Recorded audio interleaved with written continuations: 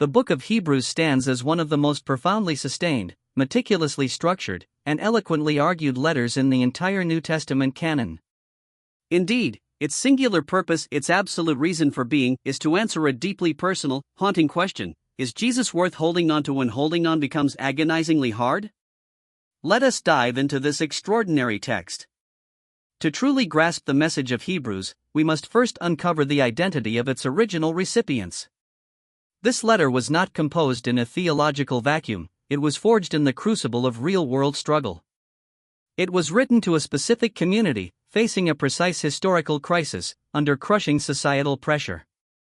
Once you comprehend the nature of that pressure, every theological argument the author presents ceases to be dry dogma. It becomes intensely personal. It stops being academic theology and transforms into a desperate, beautiful lifeline. Throughout history, the authorship of Hebrews has remained a tantalizing mystery. The writer never signs their name. Over the centuries, scholars have proposed various candidates: the Apostle Paul, Barnabas, Apollos, or even Priscilla. But the honest truth is, we simply do not know. What we do know beyond a shadow of a doubt is that whoever penned these words was one of the most brilliantly gifted writers, rhetoricians, and theologians of the ancient world. They possessed an extraordinary, unparalleled depth of knowledge regarding the Hebrew Scriptures. We can also reconstruct with absolute confidence the community they were addressing: Jewish Christians. These were individuals who had been raised in the very cradle of Judaism. Since early childhood, they had breathed the Torah.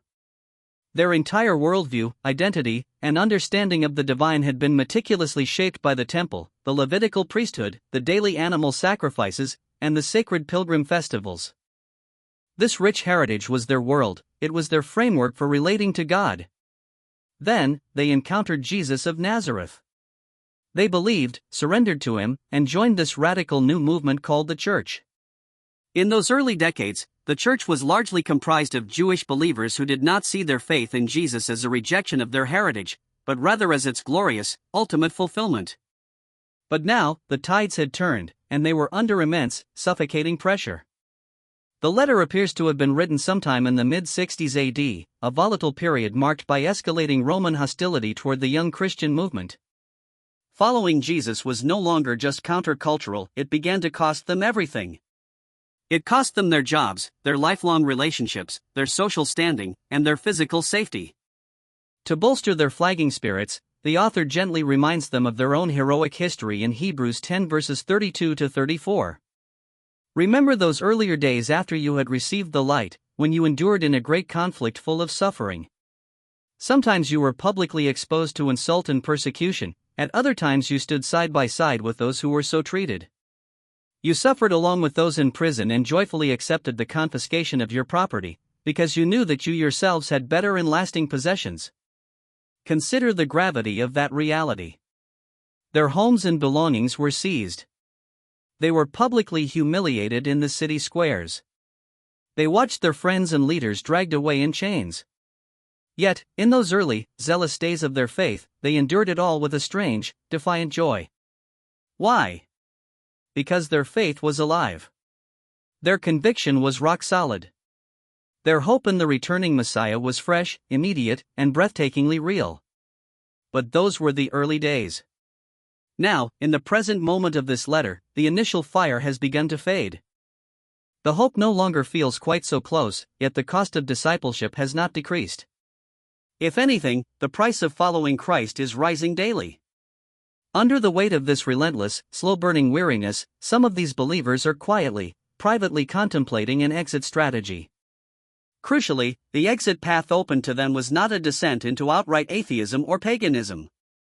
Rather, it was a retreat back to the safety of mainstream Judaism. Going back to the temple, the priesthood, and the ancient sacrificial system was a highly attractive option. Why? Because Judaism was a recognized, legal religion under Roman law, *religio licita*, whereas Christianity was increasingly treated as an illegal, subversive sect. Slipping back into the synagogue would instantly relieve the crushing social pressure and make their daily lives infinitely easier. One can easily understand their pragmatic logic: I began this journey because of Jesus. But the old ways are still there. the beautiful temple still stands. Maybe I can quietly ease back. Maybe I can hold on to the spiritual essence of Jesus in my heart, without the public shame and danger of being openly identified with his name. Sensing this drift, the author of Hebrews sits down to write. This is not a scolding letter filled with anger, nor is it a shaming lecture designed to induce guilt. Instead, it is an incredibly thorough, intellectually rigorous, and deeply compassionate pastoral defense constructed to lead to one singular, undeniable conclusion. Jesus is better. He does not merely argue that Jesus is good, or that he is one viable option among many noble paths. No, the thesis of Hebrews is that Jesus is better. He is superior to everything that came before. He is better than the angels. He is better than Moses. He is better than the entire Levitical priesthood, better than the millions of animal sacrifices, and better than the magnificent temple building itself.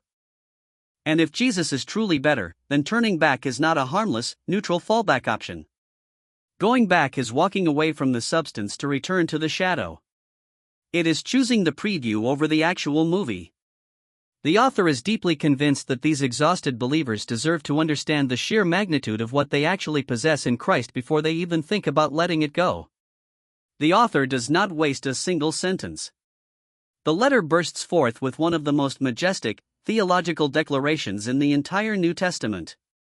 In Hebrews 1 verses 1-2, we read, "In the past, God spoke to our ancestors through the prophets at many times and in various ways, but in these last days he has spoken to us by his Son, whom he appointed heir of all things, and through whom also he made the universe." Notice how the author does not dismiss or denigrate the Old Testament prophets. Instead, he places them in a perfect historical sequence. There was indeed a true word spoken through Moses, a word through Isaiah, a word through Ezekiel. All of those revelations were true, vital, and woven into the same grand tapestry of redemption. But now, the Son has spoken. And when the Son speaks, it is not merely one more voice added to a long line of spokespersons. He is the ultimate voice toward which the entire line was pointing. Jesus is the clearest, fullest, and most complete self-revelation of who God is that humanity has ever received. The author then dedicates the first 2 chapters to proving that Jesus is infinitely greater than the angelic hosts. To a modern reader, this might seem like an odd theological detour. Why make this comparison? Because in first-century Jewish theology, angels were understood as the cosmic intermediaries through whom God delivered the law on Mount Sinai. Angels were associated with the absolute pinnacle of spiritual authority. By establishing that Jesus is not a created angel but the eternal Son who sits at the right hand of majesty, whom the angels themselves worship, the author places Jesus in a category completely above them. Moving into chapters 3 and 4, the author declares that Jesus is greater than Moses. For a Jewish audience, this was a breathtaking, almost scandalous assertion. Moses was the towering figure of Jewish history, the unique prophet who spoke with God face to face, the lawgiver, the leader of the Exodus. Moses was the very bedrock of Jewish national and spiritual identity. To claim someone was superior to Moses was monumental. Yet, the author makes the claim directly: Moses was faithful in God's house as a servant, but Jesus is faithful over God's house as the Son. The builder of a house always possesses greater honor than the house itself.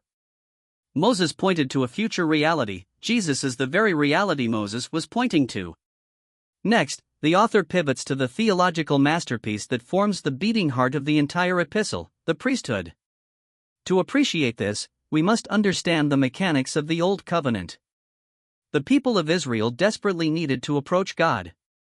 Yet God is holy, utterly, blindingly set apart in a purity that broken, sinful human beings cannot simply wander into. A vast, existential chasm existed between humanity and God. In His mercy, God established a bridge across this gap, the Levitical priesthood.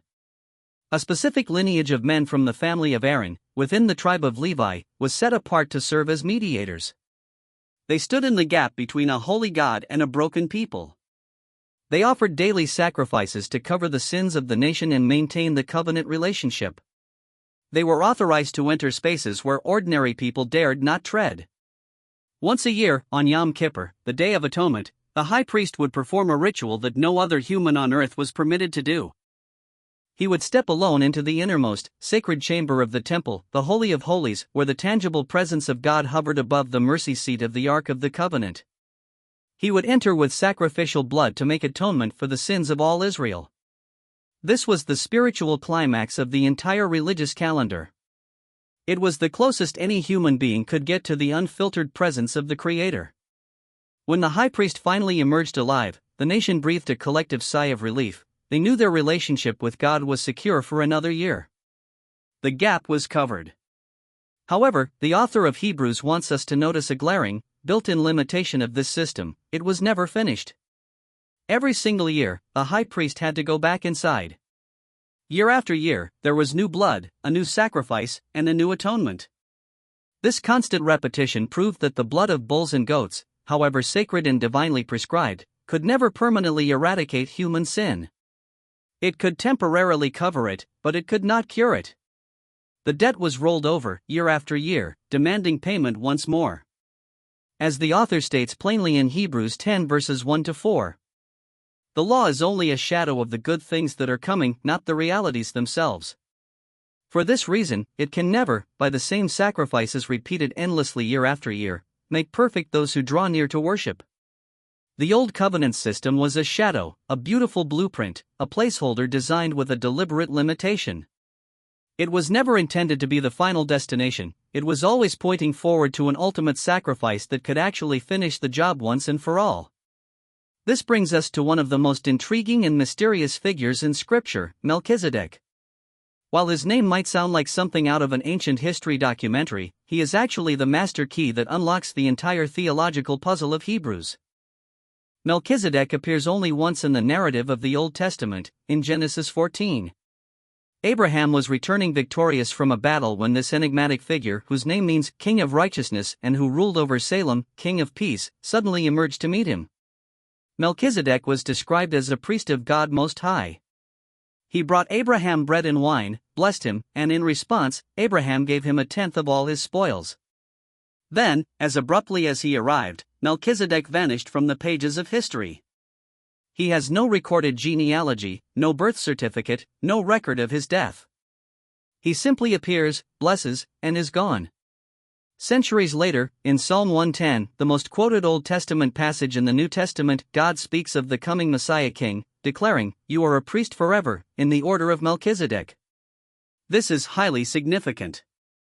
The Messiah would not be a priest from the tribe of Levi or the line of Aaron. He would belong to the order of Melchizedek, a priesthood characterized by an eternal, unbroken reality with no recorded beginning or end. It is a permanent priesthood that requires no replacement, no succession, and no repetition. The author of Hebrews boldly declares that Jesus is this promised priest. He did not enter the sanctuary with the blood of temporary animal sacrifices, he offered his very self on the cross. This was a single, definitive act that never needs to be repeated or supplemented. As Hebrews 9 verse 26 beautifully states, "He has appeared once for all at the culmination of the ages to do away with sin by the sacrifice of himself."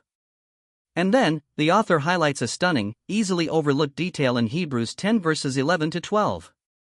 Day after day every priest stands and performs his religious duties, again and again he offers the same sacrifices, which can never take away sins. But when this priest had offered for all time one sacrifice for sins, he sat down at the right hand of God. Consider the profound contrast here. Every Levitical priest in history stood at his post. Why? Because the work of the temple was never completed. There was always another sacrifice to burn, another ritual to perform, another Yom Kippur looming on the horizon. In fact, there were no chairs in the ancient tabernacle or temple. But Jesus sat down. In the ancient world, you only sit down when the work is fully completed, not when you are merely tired and need a break, but when the task is entirely finished. This is the sublime reality these Jewish believers were tempted to walk away from, a Savior who sat down because his sacrifice was final. The relational gap between God and humanity had been permanently, irreversibly, and gloriously closed. At this point, the author transitions to the most deeply personal and tender argument in the entire letter. He could have concluded his defense by proving Jesus is the ultimate, cosmic high priest, and that would have been a highly persuasive case. But he goes deeper, appealing to the wounded hearts of his readers in Hebrews 4 verses 15 to 16. For we do not have a high priest who was unable to feel sympathy for our weaknesses, but we have one who has been tempted in every way, just as we are, yet he did not sin. Let us then approach God's throne of grace with confidence, so that we may receive mercy and find grace to help us in our time of need. The old high priests were flawed, mortal men. They possessed their own moral weaknesses, which meant they had to offer sacrifices for their own sins before they could even begin to mediate for others. They were deeply entangled in the human problem. But Jesus is beautifully different. He intimately understands the visceral texture of your daily struggle. He knows the weight of physical exhaustion, the ache of grief, the sting of betrayal, the frustration of being misunderstood by loved ones, and the crushing burden of facing an impossible situation. The author assures us that Jesus was tempted in every conceivable way, just as we are, yet without sinning. This means he does not look upon your daily struggles with cold contempt or clinical detachment. He is not sitting on the throne of grace with crossed arms, impatiently waiting for you to clean up your act before he deigns to listen. He is a high priest who has walked the very same dusty paths you are walking. He knows how hard the ground is under your feet, and he stands ready to offer exactly what you need, mercy and grace. Notice that this grace is not offered after you have cleaned up your life or earned his approval. It is available right now, in your raw moment of desperate need. Therefore, the author invites us to approach with confidence. We do not have to crawl, perform, or offer rehearsed speeches of self-deprecation. We can come boldly because the one on the throne knows our frame, loves us, and is not going anywhere. Having built this meticulous, brilliant theological foundation, the author shifts from logical argument to urgent pastoral appeal. He looks at his struggling audience and implores them in Hebrews 10 verses 35 to 36. So do not throw away your confidence, it will be richly rewarded. You need to persevere so that when you have done the will of God, you will receive what he has promised. The Greek word used for throw away is apobolete, which carries the visceral image of hurling something valuable aside as if it were garbage. The author can see it starting to happen within the community. Their grip is loosening, their hands are opening, and they are beginning to drift. He follows this with one of the most honest, realistic lines in Scripture: you need to persevere. He does not shame them by saying, a mature Christian wouldn't find this hard. Instead, he acknowledges that endurance is a grueling, daily necessity. He knows it is hard. He is saying, I know the cost. Hold on anyway. To fuel their perseverance, the author does something brilliant. He takes them on a journey back through their own ancestral history, building a compelling case from the lives of the great heroes of old in chapter 11. He begins with that famous, majestic definition of faith in verse 1. Now faith is the substance of things hoped for, the evidence of things not seen. These words, substance and evidence, are actually precise legal terms. The Greek word for substance is hypostasis, which refers to a title deed to a property, the legal documentation proving ownership. Faith is the spiritual title deed to the promises you hope for. You may not physically possess them in your hands yet, but you hold the legal claim to them. It is already yours. The word evidence, ****, refers to a forensic proof presented in a court of law. Faith is the undeniable proof of realities that cannot yet be seen. Faith is not wishful thinking or vague optimism wrapped in religious terminology. It is a secure, legal standing, a real possession of future glory.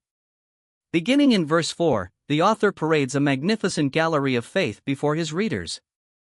He lists those who dared to trust what they could not see, who refused to let go of their title deeds even when the earthly promises seemed delayed: Abel, Enoch, Noah, Abraham, Sarah, Isaac, Jacob, Joseph, Moses, Rahab, Gideon, Samson, David, and the prophets. As the momentum builds, he describes the horrific trials some of them endured in verses 35 to 38. There were others who were tortured, refusing to be released so that they might gain an even better resurrection. Some faced jeers and flogging, and even chains and imprisonment. They were put to death by stoning, they were sawn in two, they were killed by the sword. They went about in sheepskins and goatskins, destitute, persecuted and mistreated. The world was not worthy of them. These heroes were hunted, destitute, and sawn in half. To the eyes of the world, they looked like absolute failures whose faith had yielded nothing but tragedy. Yet the author turns this worldly perspective completely on its head. They were not too small for the world, rather, the world was far too small for them. Then comes the crucial pivot in verses 39 to 40. These were all commended for their faith, yet none of them received what had been promised, since God had planned something better for us so that only together with us would they be made perfect. Every giant on that list is still waiting for the ultimate consummation of history, the very same completion that those first-century believers, and you and I, are waiting for today. The grand story of redemption is not yet finished. Abraham, Moses, and David are all part of the same unfolding narrative, and so are you. To walk away now, when those ancient saints endured far worse without ever letting go, would be to break the chain of faith. It would mean stepping out of a divine story that has been building for millennia, right before the climax arrives. This leads directly into the breathtaking imagery of chapter 12:1. Therefore, since we are surrounded by such a great cloud of witnesses, let us throw off everything that hinders and the sin that so easily entangles. And let us run with perseverance the race marked out for us. The Greek word for witnesses is martyron, from which we derive our word martyr. In the ancient Greco-Roman world, a witness was not merely a passive spectator sitting in stadium stands. A witness was someone who stood in a court of law to testify, declaring, "I know this to be true, and my very life is the proof." This cloud of witnesses is not lazily watching us run, they are actively testifying to us. Every name listed in chapter 11 stands as a powerful, living exhibit of faith. Abel testifies that holding on to God is worth it, even if it costs you your physical life. Noah testifies to keep building, even when everyone around you is mocking. Abraham testifies to step out in faith, even when you have no map. The destitute saints living in caves testify that the world's harsh verdict on your life is not the final verdict. They are all surrounding us, cheering in unison, "We held on through the dark. You can too." Then, the author tells us exactly where to anchor our gaze in verse 2. Fixing our eyes on Jesus, the pioneer and perfecter of faith. The word pioneer, *archegos*, denotes a trailblazer, the brave commander who marches first into uncharted territory, hacking out a path so that those who follow can walk it safely. The perfecter, *teleotes*, is the one who brings a task to its ultimate completion, ensuring that what faith started is carried through to its glorious finish. Jesus is not merely a passive object of our faith, he is its author and its crown. He ran the ultimate race himself, through the agony of Gethsemane, the shame of the cross, and the dark silence of the tomb, all the way to resurrection victory. And then, he sat down at the right hand of the throne of God. The race has been won. Our pioneer has crossed the finish line, and he is watching us run. He knows the exact weight of the long, exhausting middle of the race because he has run it himself, and he is not going anywhere. To bring this all together, the book of Hebrews is not an overly dense, academic puzzle. At its core, it is a deeply pastoral, compassionate letter. It was written by an anonymous pastor who looked at a weary, hurting community on the verge of letting go of their salvation, and who poured out their heart to construct the most loving, rigorous, and beautiful case for why they must hold on. The entire argument crystallizes into a single truth: the Old Covenant was real, the prophets were true, Moses was faithful, and the temple sacrifices were divinely ordained. Yet, all of those beautiful things were merely shadows, blueprints, and temporary placeholders designed to point toward a greater substance. Jesus is that substance. He is the final word toward whom all the prophets pointed. He is the ultimate high priest who sat down because his work was perfectly finished. He has entered the true, heavenly Holy of Holies, offering his own blood once and for all. He is the pioneer of a faith anchored not in fluctuating feelings or difficult circumstances, but in the indestructible legal title deed of God's covenant promise. To go back now, to walk away from this glorious reality, is not a neutral, safe retreat. It is choosing to live in the shadow when the brilliant light has already dawned. To go backward is to trade the substance for the shadow, the living reality for a mere photograph. It is like stepping out of the warmth of a brilliant sunrise only to crawl back into a cold painting of one. Consider what you now possess. You have a great high priest who has finished his work and sat down. You have a sacrifice that is complete, once and for all. You have an open door to the throne of grace, a door that is permanently, irreversibly flung wide.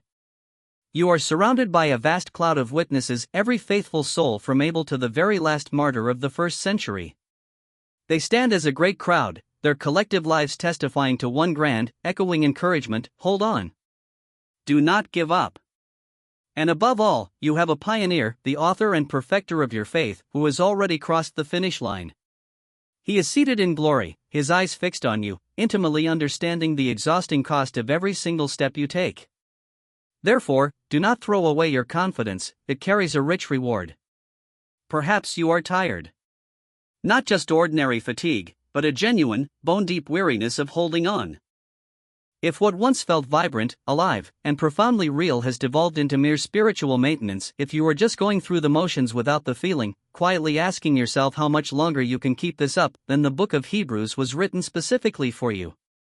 It was penned by a pastor who saw your exact struggle coming across the centuries. And notice their remedy: it is not a demand to generate more enthusiasm, to force yourself to feel more, or to simply try harder. Their answer is to look away from your fluctuating emotions and look instead at what you objectively, permanently possess. Look at what is eternally true, regardless of how you feel: a finished sacrifice, a seated priest, an open door, a cloud of witnesses, and a victorious pioneer. Hold fast. But maybe you aren't actively walking away, maybe you are just drifting. It wasn't a dramatic, explosive exit, just a slow, quiet, almost imperceptible slipping away. A little further out to sea each month, until one day you look up and realize the shoreline of your faith is barely visible on the horizon. The author has a direct word for you, too, in chapter 2, verse 1, *, we must pay the most careful attention, therefore, to what we have heard, so that we do not drift away. The remedy for drifting is not guilt or shame. It is an anchor. As Hebrews 6 verse 19 beautifully reminds us, *, we have this hope as an anchor for the soul, firm and secure. The hope of the gospel, the finished work of Jesus, and our seated priest serve as that anchor. It is not an anchor that magically removes the waves, but one that holds you secure in the midst of them. And if you happen to be watching this from completely outside the faith, perhaps curious, highly skeptical, or simply unsure of what all of this is about, I want you to know that the God described in this letter is likely not who you think he is. This is not a God who is distant and hard to reach. This is not a God who demands that you clean up your life before you dare knock on his door. Rather, this is a God who has gone to extraordinary, breathtaking lengths. Through a perfect priest, through an ultimate sacrifice, and through a son who completed the work and sat down, he made sure the door would remain permanently open. He did this so that anyone, absolutely anyone who desires to come, can enter in. Let us then approach God's throne of grace with confidence, so that we may receive mercy and find grace to help us in our time of need. That is not just a theological statement, it is a standing, open invitation extended directly to you, right here, right now. If the book of Hebrews is a text you have never truly sat with, go back to it today. Now that you understand its heartbeat, its purpose, and the brilliant argument it weaves, every single verse will land with a different, deeper weight.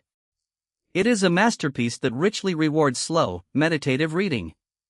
If this video has encouraged your soul, please take a moment to like and subscribe. It genuinely helps put this message in front of people who find themselves in the very place of exhaustion Hebrews was written to address. And if you know someone who is weary, who is quietly letting go of their grip, or who desperately needs to hear that the door is still wide open, please share this with them. May God bless you on the journey.